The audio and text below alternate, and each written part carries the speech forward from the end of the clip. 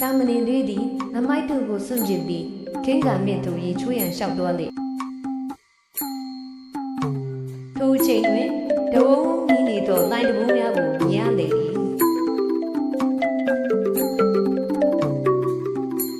လိုင်းများ၏အဟုံးကိုကြည့်၍တာမဏေလေးသည်စိတ်ထဲမှဆူတောင်းလေသည်မကျွန်ုပ်သည်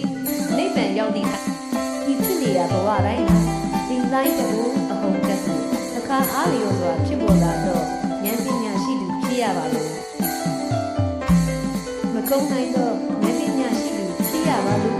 ဒုတိယကျင်းဆူတောင်းနေပြီ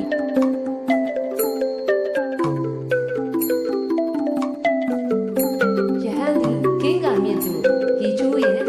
လမ်းလျှောက်ရောက်လာခဲ့ပြီ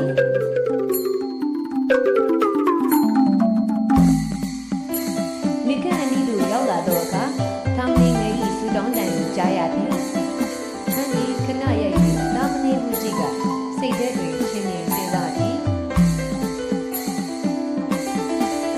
မဆီခိုင်းတော့တာမဏေဒီပလီရဲ့ဒီမြဆူတောင်းနိုင်လေ။ငါလည်းအဘဲမှဆူတောင်းပြည့်စုံပဲရှိလိမ့်မယ်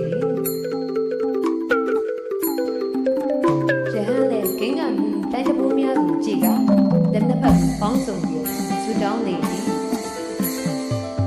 ငါသည်နိဗ္ဗာန်သို့ရောက်သည့်တိုင်အောင်ဖြစ်နေရဘဝတိုင်းမှာဒီကျင်းကလိုင်းတဘိုးများကမကုံနိုင်သောဉာဏ်ပညာရှိသူဖြစ်ရပါသည်မိသားမနေမေတ္တာများသောပြဿနာလုံးကုန်ကိုရှင်းလင်းဖြေရှင်းနိုင်သူဖြစ်ရပါသည်